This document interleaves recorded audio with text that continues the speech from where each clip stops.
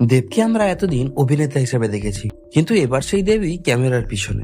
দেবের প্রথম পরিচালিত সিনেমা দেশু 7 এর শুটিং শেষ হয়ে গেছে, আর এই সিনেমা নিয়ে এখন থেকেই দর্শকদের মধ্যে বেশ কৌতূহল তৈরি হয়েছে।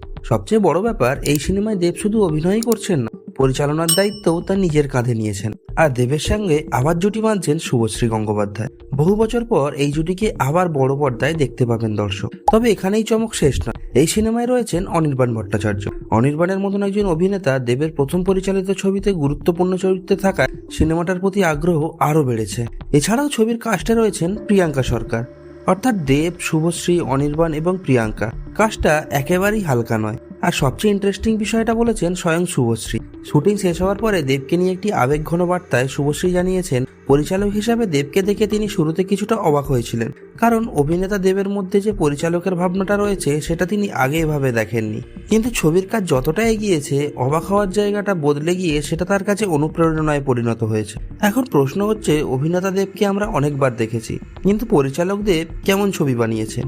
এই প্রশ্নের উত্তর পাওয়ার জন্য এখন সবচেয়ে বেশি অপেক্ষা করতে হবে সিনেমার ট্রেলার বা আরো প্রমোশনাল মেটেরিয়াল আসা পর্যন্ত। তবে একটা বিষয় পরিষ্কার, দেশু 7 শুধু দেব শুভশ্রীর কামব্যাক নয়, এটা ডিরেক্টর দেবের একটা নতুন যাত্রাও। আর সঙ্গে অনির্বাণ ভট্টাচার্যের মতন অভিনেতা থাকায় সিনেমাটা যে শুধু স্টার পাওয়ারের উপর নির্ভর করছে না, সেটাও বোঝা যাচ্ছে। তাই আপনার কি মনে হয়, ডিরেক্টর দেব কি অভিনেতা দেবকেও ছাপিয়ে যেতে পারবেন? কমেন্টে জানাও।